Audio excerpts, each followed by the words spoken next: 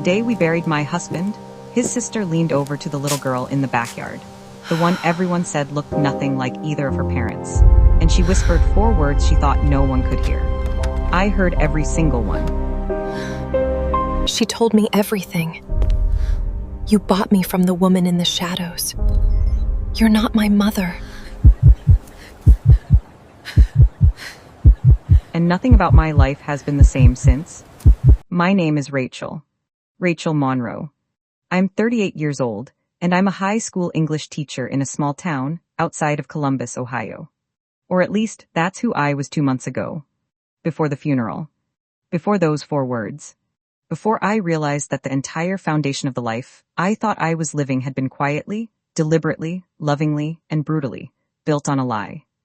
If you're new here, take a second and subscribe. I'm going to tell you everything. Every detail. Every moment. I need you to understand how a person can live 40 feet away from a secret for 12 years and never once see it. Because that's what happened to me. And I know that somewhere out there, someone watching this right now is living inside a lie they just haven't found yet. So stay with me. This one matters. Let me take you back to the beginning. Not the beginning of the betrayal. That started long before I was even aware there was anything to betray. But the beginning of the day everything unraveled. It was a Thursday in late October. Gray sky, that particular Ohio gray that sits low and presses down like a hand on your chest. Marcus had been gone for 11 days. 11 days since the heart attack that took him at 51, right in the middle of a Tuesday morning, sitting at his desk at the insurance firm where he'd worked for 22 years. His coworkers said he was on the phone, that he just stopped, mid-sentence. And that was it. That was Marcus. We'd been married for 14 years.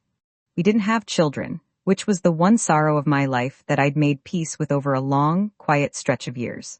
We tried. We lost 2 pregnancies in our first 3 years together. After the second one, something in me just shifted. I told Marcus I couldn't keep going through it.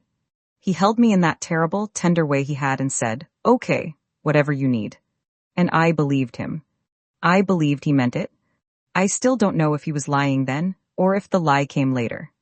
I'm not sure which one is worse. The funeral reception was at our house, mine and Marcus's house, because his family insisted. His parents are both gone now, but his sister Dana had made all the arrangements almost before I even knew what was happening. Dana. God. Where do I even begin with Dana? Dana Aldridge, née Monroe, before she married my brother Kevin, is 3 years older than Marcus was. She's the kind of woman who runs everything. PTA president. Neighborhood watch coordinator. The one who brings the lasagna when something goes wrong, but also makes you feel quietly judged for needing it. She's striking in that angular, precise way. Sharp cheekbones, always dressed like she planned her outfit the night before, never a hair out of place. I'd known her for 15 years. She was my sister-in-law twice over, Marcus's sister and Kevin's wife. 2 family connections. I thought that meant I knew her. I thought it meant she was safe. Kevin is my older brother. He's 42. We were never incredibly close growing up. There's enough of an age gap that we lived slightly different childhoods. But we got closer as adults, especially after he married Dana, and we all sort of folded into the same family unit. Kevin is quieter than Dana. Follows her lead in most things. He has this way of going still when he's uncomfortable, like a deer that's decided freezing is the safest option. I know that look now. I know what it means. But I didn't know it then. Their daughter Lily was 12 years old. Is 12 years old. She was there at the reception, of course. Everyone was there. Family, friends, Marcus's coworkers, people from our neighborhood. The house was too full and too warm, and I was doing what you do at those things, floating. Moving from room to room, accepting casseroles and condolences, nodding at things people said that barely registered, holding a glass of white wine I'd poured 2 hours earlier and hadn't touched. I was running on something that wasn't quite grief yet. Grief would come later, in waves so bad I thought I'd drown in them, but was more like the absence of sensation. Shock wearing a human face. At some point in the early evening, I drifted toward the back of the house. Our back door opens onto a wide wooden deck that steps down into a yard. We had it landscaped a few years back, flower beds along the fence, a big oak in the corner. I'd always loved that yard. Marcus proposed to me out there, actually, on a summer evening that felt nothing like this one. I stepped outside because I needed air. The reception was pressing in on me. I stood on the deck for a moment, eyes closed, breathing. That's when I heard it. Dana was standing at the bottom of the deck steps with her back to me, talking to Lily. She didn't hear the door open.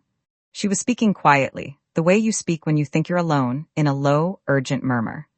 And Lily was looking up at her, with that particular expression children get when they sense they are being told something serious, without quite understanding what. 4 words. That's all I caught before Dana heard the door creak under my foot and spun around. She can never know. She recovered almost instantly, smiled at me, that smooth, practiced smile, and said something about Lily getting cold and maybe heading inside. She ushered Lily past me through the door and gave me a brief shoulder squeeze as she went, the way you do to a grieving widow. Standard grief etiquette. Nothing to see here. But I had seen, or heard, and something about those 4 words, the specific arrangement of them, the tension underneath, the way Dana's face had flickered before the smile locked into place. Something about them sat down in my chest and wouldn't move. She can never know. Know what? Know what, Dana? I told myself I was in shock. Overeating things. Grief plays tricks. It was probably nothing. Some harmless family drama that had nothing to do with me. Maybe something about the estate, or about the family finances, or about something ordinary that just sounded ominous because of the day. I told myself that for about 3 days. Then I found the envelope. It was 2 weeks after the funeral. I was going through Marcus's home office, a task I'd been putting off because his smell was still in there, and his handwriting was on post-it notes stuck to the monitor, and going in felt like closing a door I wasn't ready to close. But the bills don't stop coming, and the insurance company was asking for documents, so I sat down and started going through his desk drawers one afternoon. There wasn't anything extraordinary for the first hour. Bank statements, policy documents, his mother's old address book, which I set aside to give to Dana, pens that didn't work, a granola bar wrapper, ordinary desk debris, the archaeology of an ordinary life. The envelope was at the very back of the bottom right drawer, tucked underneath a hanging folder, sealed but not labeled. It was a standard white business envelope, the kind you'd pick up anywhere. My name was written on the front in Marcus's handwriting. Just Rachel. Nothing else. I sat there for a very long time looking at it, and then I opened it. Inside was a single sheet of paper, folded twice, covered in Marcus's handwriting, that small, cramped script that always annoyed me a little because it was hard to read. It wasn't undated. He'd written the date in the upper right corner, 14 months ago, a year and 2 months before he died. He must have known something was wrong with his heart before the diagnosis. Must have started thinking about things he'd been carrying. I'm not going to read you the whole letter verbatim. I don't think I could get through it, but I'm going to tell you exactly what it said, because you deserve to understand what I was sitting there, absorbing in that too quiet office on a gray Tuesday afternoon. Marcus wrote that 12 years ago, when I was 26 and he was 39, there was a pregnancy. Not mine, not ours. Dana's. She was pregnant, and the circumstances around that pregnancy were, to put it in Marcus's precise and painfully careful language, complicated. What he meant, what became clear as I read on, was that the baby was not Kevin's. Dana had had an affair. A short one a few months with a colleague of Kevin's. She'd ended it, but not before she found out she was pregnant. And she didn't know whose child it was. She confided in Marcus. Not in me. Not in Kevin. In Marcus, because Marcus was steady and quiet and could keep things, and because Dana knew that Marcus was the kind of person who absorbed secrets like a stone wall absorbs heat. Slowly, completely, without complaint. At the same time, in the same season, I had been pregnant. Marcus and I were in the middle of that terrible period I told you about, our second pregnancy, the one that nearly broke me. But the letter told me something I hadn't known. The letter told me that our pregnancy had not ended the way I thought it did. The miscarriage I believed I'd had. The devastating, physical, emotionally shattering miscarriage that sent me into months of grief, and that I'd accepted as simply one of the cruelest things life can do, wasn't a miscarriage. Our baby survived. A girl. Healthy. 7 pounds 2 ounces. And Dana had arranged, with the help of a hospital administrator named Gerald Foss, a man Kevin had some kind of financial leverage over, and who was apparently willing to falsify records for the right combination of pressure and payment, to switch the babies. Dana took our daughter home, and I was told my baby had died. Marcus found out when Lily was almost 2. Dana told him, he doesn't explain why in the letter, just says that she came to him one night and told him everything, and that he was, in his words, destroyed by it. He wrote that he confronted Kevin. Kevin admitted he'd known from the beginning that Dana had told him everything before Lily was even born, and that Kevin had agreed to the plan because he was so desperate to keep his marriage together that he'd let himself be talked into something he knew was monstrous. Kevin had raised Lily knowing, had looked at me at Christmas and Thanksgiving and family dinners for 12 years, knowing that the little girl calling him daddy was actually his sister's biological daughter. Why didn't Marcus tell me then? He tried to explain that in the letter. He wrote that he was afraid of what it would do to me, that I'd finally begun to heal, that Lily was already 2 years old and had a life and a family, and that appending everything would cause more pain than it would resolve. That he and Kevin reached some private agreement, he doesn't specify what exactly, that the truth would never come out, that Lily would never know, that I would never know, that it was, and I'm reading his exact words here because they're burned into me, the kindest thing I could think to do. The kindest thing. The kindest thing. I read that letter 4 times sitting in Marcus's desk chair. Then I put it down, walked to the bathroom, and got very sick. Then I sat on the bathroom floor for a while. Then I called my best friend Tamara, who drove 40 minutes to sit with me, and I showed her the letter, and she read it and went completely white, and then she held my hand and didn't say anything for a long time, which was the right thing to do. Tamara is the one who eventually said, quietly, "What do you want to do?" And I didn't have an answer. Not yet. I was still in the phase where everything feels unreal, where you keep waiting to wake up, where you look at ordinary objects and feel that nothing means what it meant an hour ago. A coffee mug. A window. The sound of a car going past outside. Everything familiar, everything slightly alien. The next few weeks were, I'm searching for the right word. Subterranean. I went through the motions of my life on the surface. I went back to work, I answered emails, I picked up groceries. And underneath all of that I was doing something else entirely. I was thinking. I was planning. I was slowly, methodically, deciding what I wanted. The first thing I needed was information. Real information, not just Marcus's guilty, too late confession. I needed to know the truth of Lily's biology. Because Marcus believed our daughter, believed Lily, was ours, but belief isn't proof. I needed proof. And I needed to be absolutely certain, before I did anything that could not be undone. Getting a DNA sample from Lily without anyone's knowledge was, it turned out, not especially difficult. Dana and Kevin's family came to Sunday dinners at my parents' house twice a month. Lily was 12 and still a kid in enough ways that she wasn't particularly self-conscious. She used straws. She left them behind in the cups, the plastic kind with the flex joint that captures saliva. I know how this sounds. I know it sounds clinical and calculating, and not like something a grieving widow in shock should be capable of. But I was operating on something deeper than conscious thought at that point. Something very cold and very steady that had settled into me the night I read that letter and hadn't left. I sent the samples to a private genetic testing laboratory in Cincinnati, not a local one, not anywhere near anyone who might recognize names. I paid with a money order. I used a P.O. box my friend Tamara had registered in her name. Tamara, God bless her, didn't ask unnecessary questions. She understood what was at stake, and she understood who I was and what I needed to do. 3 weeks later, the results came back to the P.O. box. Lily is my biological daughter. The probability of maternity is 99.97%. I sat in my car in the parking lot of the post office and didn't move for 45 minutes. Then I drove home. I made coffee. I sat at my kitchen table. And I laid out what I knew with the clarity of someone who has cried everything she has to cry and come out the other side into something very calm and very hard. I knew that my husband of 14 years had hidden my living daughter from me for 10 years. I knew that my brother had helped engineer a scheme to steal her in the first place. I knew that Dana had orchestrated it, lied about it, and stood over me at my husband's funeral and whispered to that little girl that I could never know. I knew that Gerald Foss, the hospital administrator, had falsified medical records, which was a serious crime. I knew that I had a biological daughter who did not know she was mine. And I knew that Lily was 12 years old and had a whole life and two parents she'd grown up with and knew and loved.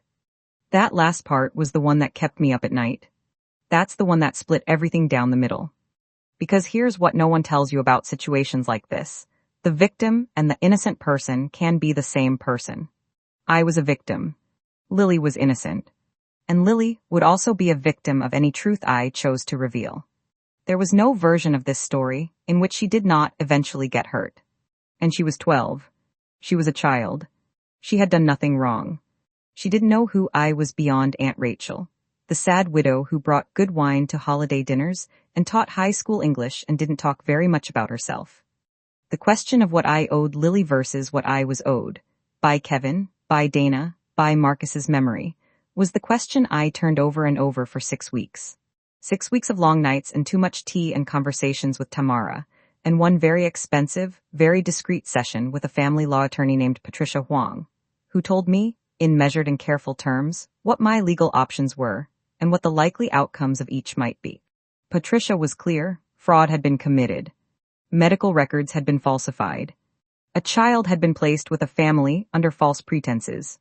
These were not small things. These were things that could result in criminal charges.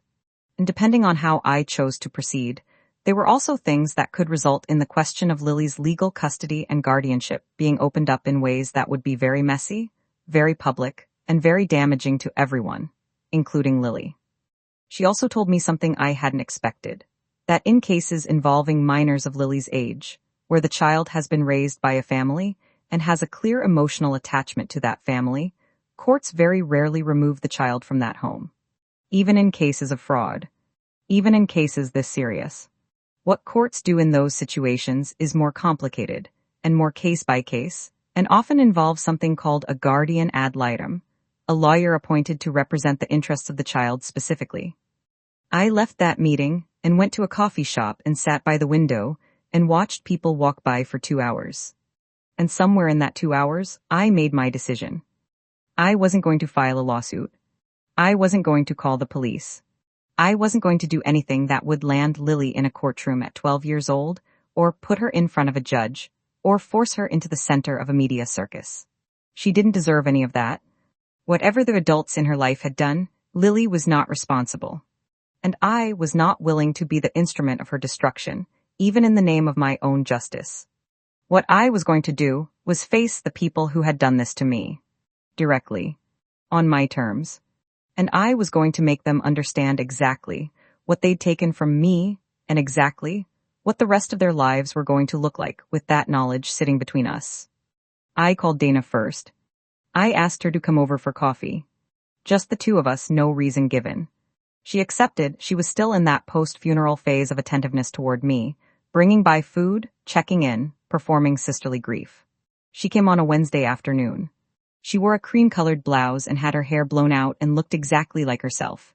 Composed, careful, prepared for whatever this was. I poured coffee.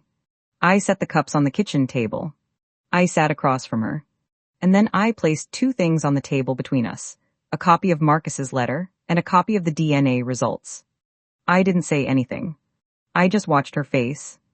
I have thought many times about what I expected to see. Guilt, maybe, or fear, or some kind of collapse. What I actually saw was something more complicated. She looked at the letter first, recognized Marcus's handwriting, and something shifted in her face. Not quite collapse. More like the precise, controlled disintegration of a structure that's been bracing itself for a long time. Like she'd known this might come eventually, had prepared for it, and now that it was here, found that the preparation hadn't actually helped at all. She looked at the DNA results. She set both documents down. She put her hands flat on the table. She was quiet for a very long time. Then she said, "I know what you're thinking. I need you to understand something." I said, "No." That stopped her. She looked up. "No," I said again. "You don't get to explain first. You don't get to manage this. You've been managing things for 12 years. That's done now. I'm going to talk and you're going to sit there and you're going to listen." Her jaw tightened. But she stayed. I talked for 40 minutes. I told her every single thing I knew and how I'd found it out. I told her about the 4 words at the funeral. I told her about the letter. I told her about the DNA test. I told her what I'd felt every day since reading that letter, the way grief had folded in on itself and become something almost unrecognizable, something with teeth. I told her what it was like to mourn 2 losses at once, my husband and the version of my life I'd believed in. The daughter I'd grieved for 12 years who was sitting in a house 20 minutes away watching YouTube and complaining about homework and growing into a person I'd never had the chance to know. I did not cry. I want you to know that. I had cried enough. What I felt in that room was something past crying, something cooler, something that had weight and edges. When I was done, Dana tried to speak. She tried to tell me it was complicated. That Kevin had pressured her. That she'd been scared and alone, and her marriage was falling apart.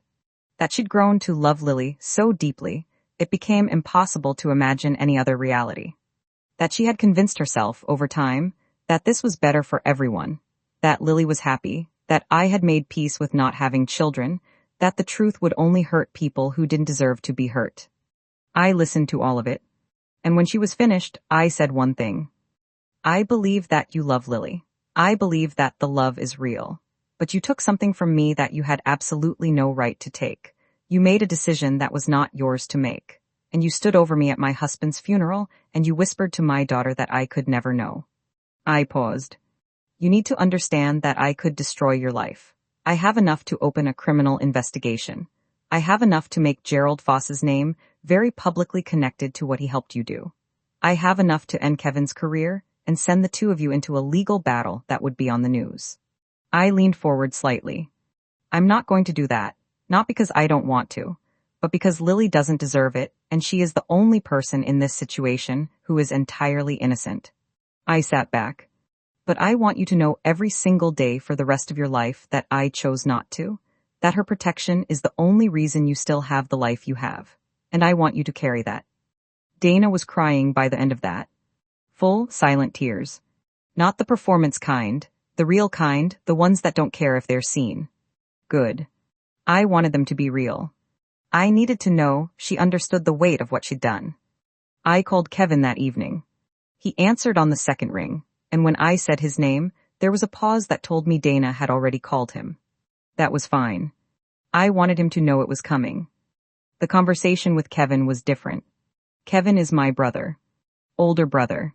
The person I'd called from a hospital room 14 years ago to tell him I'd lost a pregnancy. Who had held my hand.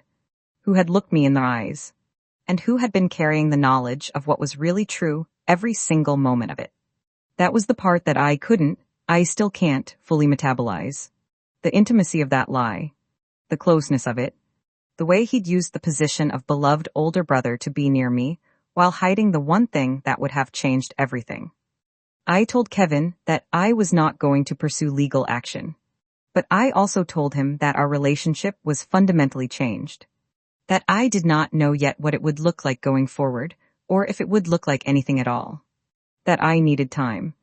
That he should not expect things to be what they were, because they were not what they were, and they would never be what they were, and he needed to accept that as a direct and permanent consequence of a choice he had made. He cried too. Kevin, who I don't think I'd seen cry since our father's funeral. He kept saying he was sorry. Kept saying he'd made a mistake he'd give anything to undo. And I believe him. I actually do. I think Kevin is a person who is genuinely sorry, and who has been living with the weight of this for 12 years, and who was probably dying inside every time he looked at me. I think that's real. But real remorse doesn't undo what was done. It just makes you a person who is genuinely sorry for a genuinely terrible thing. Those 2 things can exist at the same time, and they do, and I've had to sit with that. And then there was the question of Lily. This is the part of the story that is still unfolding. This is the part that doesn't have a clean ending because life doesn't work like that, and I'm not going to pretend it does for the sake of a satisfying video. What I can tell you is what I've decided, and what I've begun, and where things stand right now. I decided that I was not going to storm into Lily's life. I was not going to knock on the door one afternoon and tell a 12-year-old girl that everything she knows about herself is different than she thought.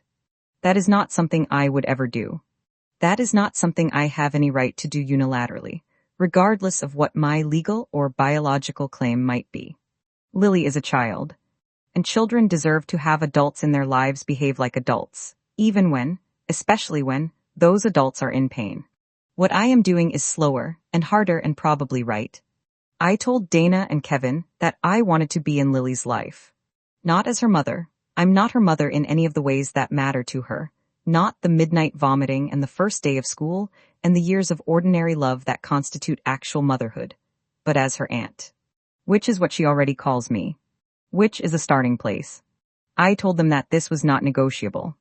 I told them that as Lily gets older, when she is ready, when the time is right, she deserves to know the truth of her biology. I am not going to wait until she's 30 and does a consumer DNA test and finds out that way. That will not happen. We will tell her together, when she is old enough to receive it, in a way that is honest and gentle and supported. That was not a request. That was a condition. Dana agreed because Dana didn't have any other options. I have seen Lily 3 times since then. Once at a family dinner, I almost didn't go to and then went to, because I wasn't going to let shame and secrets keep me from my parents' table. Once at a school play she was in, she did a small speaking part, and she was good actually. She has a natural quality on stage. And once, just last week, when she and Dana came by the house so Dana could drop off some things of Marcus's that had been at their place. Lily sat at my kitchen table and ate an apple and told me about her science fair project with the unself-conscious ease of a 12-year-old who doesn't know she's doing anything significant. She is smart. She is quick. She laughs easily. She has this habit of tucking her hair behind her ear when she's thinking, a gesture so specific, so familiar, because it's mine. It's mine. I've done it my whole life. I've been doing it in front of her for 12 years, and neither of us knew what it meant. I held it together until she and Dana left. Then I sat at the kitchen table for a long time in the quiet house, and I let myself feel everything. All of it. The love and the grief and the anger, and the strange, impossible tenderness of looking at a person who came from you, and knowing her only from a careful, supervised distance. I felt it all. And then I made myself dinner and watched a television show I barely followed and went to bed. That's what surviving this looks like day by day. Not dramatic. Not clean. Not resolved. Just continuing. Making choices. Getting up in the morning and deciding again, each time, who you're going to be in the middle of something that has no instruction manual. Gerald Foss, the hospital administrator, he retired 2 years ago and lives in Phoenix now. I know where he lives. I have not contacted him. But he is the one loose thread in all of this. The one person who faces genuine legal exposure if I ever choose to pull it. He doesn't know I know his name. He doesn't know I have a copy of a DNA test and a dead man's confession and 12 years of very clearly documented deception to back up any report I might ever choose to file. I haven't decided what to do with that. I might never decide. Or I might wake up one morning and decide I'm ready for that particular accountability to exist in the world. I'm not there yet, but I haven't let it go either. Marcus, my husband, the man I loved, the man whose memory I have been mourning in 2 directions at once, grief and fury braided together until they are almost indistinguishable. Marcus is the one I'm still working through.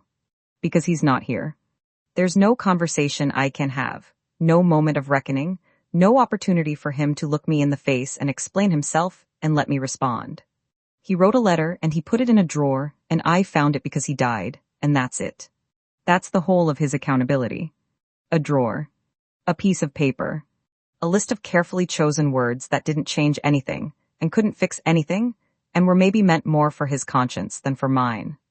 I have gone back to that letter more times than I can count. Sometimes I hate him. Sometimes I miss him so much I can't breathe. Sometimes both at once. I've read things about complicated grief, about how love doesn't vanish when betrayal is discovered, and I know all of that is true, but it doesn't make it simpler. It makes it more complicated. It means I'm grieving the husband I had, and the husband I thought I had simultaneously. It means my mourning has layers I didn't know were there when I started. I don't know what love means when it coexists with something like this.